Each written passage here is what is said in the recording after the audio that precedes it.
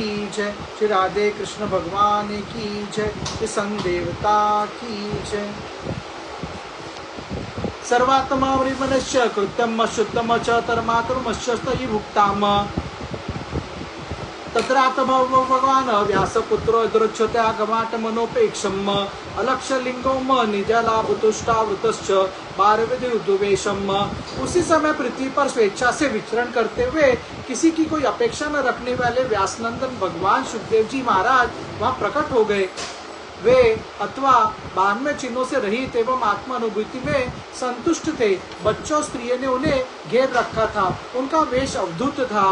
तम दृष्टवर्षम सुकुमरापाद करोरो भाम संकल्पाद गत्रम चारताशोन्न सप्तुलर्ण सुभ्रवानम कुंभसुताज कंठम।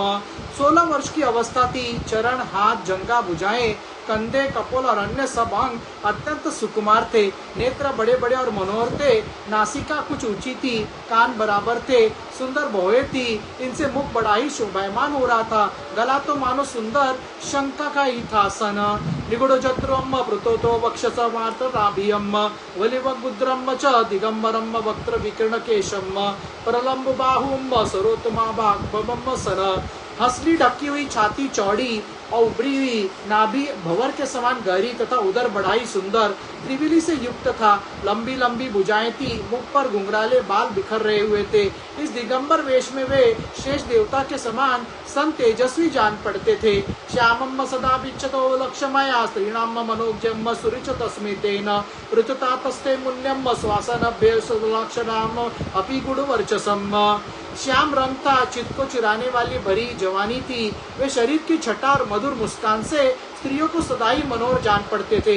यद्यपि उन्होंने अपने तेज को छिपा रखा था, फिर भी उनके लक्षण जानने वाले मुनियों ने उन्हें पहचान लिया और वे सब के सब अपने अपने आसन छोड़कर उनके सम्मान के लिए उठ खड़े हुए। स विष्णुरातोत्थिते आगाताय तस्मै सर्पयाम शिरा जहार ततो निर्वितारु बुद्धाम त्रिभुवनका महासने सोपविवेश पूजितम।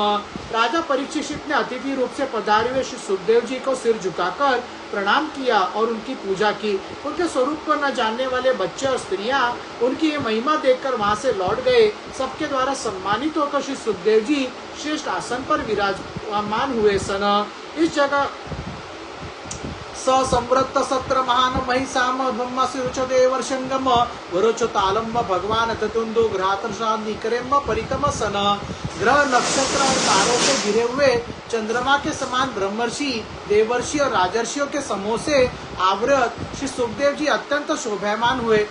वास्तव में वे महात्माओं में भी आदरणीय थे। एक छोटा पानी का बोतल लाना।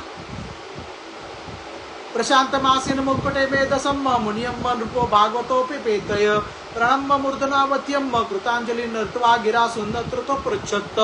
जब प्रखर बुद्धि सुखदेव जी शांत भाव से बैठ गए तब भगवान के परम भक्त परीक्षित ने उनके समीप आकर और चरणों पर सिर रखकर प्रणाम किया। फिर खड़े होकर हाथ जोड़कर नमस्कार किया। उसके पश्चात बड़ी मधुर वाणी से उनसे यह पूछा। परीक्षित उवाच अहो अद्यम वयम ब्रह्मांड सत्य सेवाम शत्र बंधवम कृपयातिथि रूपेण भगवत तीर्थकाम प्रकृताम। परीक्षित ने कहा, ब्रह्म स्वरूप भगवान सन आज हम बड़े भागी हुए, क्योंकि अपराधी होने पर भी संत समागम का अधिकारी समझा गया। आज कृपा पूर्वक अतिथि रूप से पधारकर आपने हमें तीर्थ का तुल्य पवित्र बना दिया। श्याम समरता पुंसाम सद्यम शुद्ध धंति वे गृहाम किम पुनर्दर्शन स्पर्श पादोषनासनाद बियम सन। आप जैसे महात्माओं के स्मरण मात्र से ही गृहस्थों के घर तत्काल पवित्र हो जाते हैं। फिर दर्शन, स्पर्श, पादर प्रक्षालन और आसन दान आदि का सुअवसर मिलने पर तो कहना ही क्या है। सानिध्याते महायुगनत्पातक महातपई सद्यो नशंति वे पुंसाम विष्णुर्वी सुरेतराम। माँ योगिन जैसे भगवान श्री विष्णु के सामने दैत्य लोग नहीं ठहरते, वैसे ही आपके सानिध्य से बड़े बड़े पाप भी तुरंत नष्ट हो जाते हैं। अपि में भगवान प्रीतम कृष्णम पांडुसुत्रियम प्रियम सन प्रेतृसो प्रीतम तद्रुगोता सयत माधवम। अवश्य पांडवों के सुखद भगवान श्री कृष्ण मुझ पर अत्यंत प्रसन्न है। उन्होंने अपने फुफेरे भाइयों की प्रसन्नता के लिए उन्हीं के कुल में उत्पन्न हुए मेरे साथ भी अपनेपन का व्यवहार किया है। सन अन्यथा देवता दर्शनम नम कथम गृणाम निद्राम म्रियमानम संसिद्ध सेव निसम सन। भगवान श्री कृष्ण की कृपा न होती तो आप शरीर के एकांत वनवासी व्यक्त अव्यक्त गति परम सिद्ध पुरुष स्वयं पधार कर इस मृत्यु के समय हम जैसे प्राकृत मनुष्य को क्यों दर्शन देते। मैं अमर हूँ। अतम पृच्छामि संसिदम योगिनाम परमम गुरुवम पुरुषस्य हितकार्यम मृणमानस्य सर्वथा। आप योगियों के परम गुरु हैं, इसलिए मैं आपसे परम सिद्धि के स्वरूप और साधन के संबंध में प्रश्न कर रहा हूँ। जो पुरुष सर्वथा मरणासन है उसको क्या करना चाहिए। मैं अमर हूँ। कायेन मुन्नया राजनिर्विता विदेश तदतम दुर्सत्ता रमन्ते समगुणा कुथने हरियम। परिशिक्षित जो निर्गुण स्वरूप में स्थित है एवं विधि निषेध की मर्यादा को लांघ चुके हैं, वे बड़े बड़े ऋषि मुनि सन भी प्राय भगवान के अनंत कल्याण में गुणों गान के वर्णन में रमे रहते हैं। इदम भागवतम नामम पुराणम ब्रह्म संहितम अधीतवानम द्वारपादो वितरोदातनोदयम। द्वापर के अंत में इस भागवत रूप अथवा वेद तुल्य श्रीमद भागवत सन नाम के महापुराण का अपने पिता श्री कृष्ण देवपायमान से मैंने अध्ययन किया था। परिनिष्ठोपि निर्गम्य उत्तम श्लोको लीलया गृह्यते चेत राजर्षि आख्यानम यदीतवान। राजर्षि मेरे निर्गुण स्वरूप परमात्मा में पूर्ण निष्ठा है, फिर भी भगवान श्री कृष्ण की मधुर लीलाओं ने बलात् मेरे हृदय को अपनी ओर आकर्षित कर लिया है। यही कारण है कि मैंने इस पुराण का अध्ययन किया है। तदम नेदिश्यामि महापुरुषी को भवान तस्य श्रद्धता मासु सेनान मुकुंदे मत्यम सती। तुम भगवान के परम भक्त हो, इसलिए तुम्हें मैं ऐसे सुनाऊंगा जो इसके प्रति श्रद्धा रखते हैं। उनकी शुद्ध चित्तवृत्ति भगवान श्री कृष्ण के चरणों में अनन्य प्रेम के साथ बहुत शीघ्र लग जाती है। एतन्नर्विदातमान्नाम इच्छिदातको तो भ्रियम युगनाम नृप निर्णितम हरिनामार्थ कीर्तनम। जो लोग या परलोक की किसी भी वस्तु की इच्छा रखते हैं या इसके विपरीत संसार में दुख का अनुभव करके वे इससे विरक्त हो गए हैं और निर्भय मोक्ष पद को प्राप्त करना बिताई हुई घड़ी दो घड़ी भी श्रेष्ठ है, क्योंकि उसके द्वारा अपने कल्याण की चेष्टा तो की जा सकती है। खट्वांगो नाम राजर्षिनो तवाम यशुम मूर्ता सरत मुसृजे गतवान भयम हरियम सन। आपने कल्याण की चेष्टा तो की। राजर्षि खट्वांग अपनी आयु की समाप्ति का समय जानकर दो घड़ी सब कुछ त्याग कर भगवान के अभय पद को प्राप्त हो गए। तवर्तोर्य कौरवय सप्ताह जीवतावधियम उकल्पय तत्सर्वम तवादा स्मारकयम।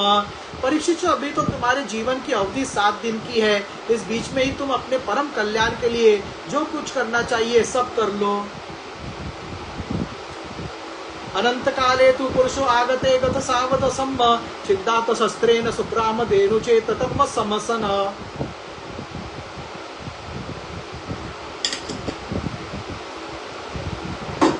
मृत्यु का समय आने पर मनुष्य घबराए नहीं। उसे चाहिए कि वह वैराग्य के शास्त्र से शरीर और उसे संबंध रखने वालों के प्रति ममता को काट डाले।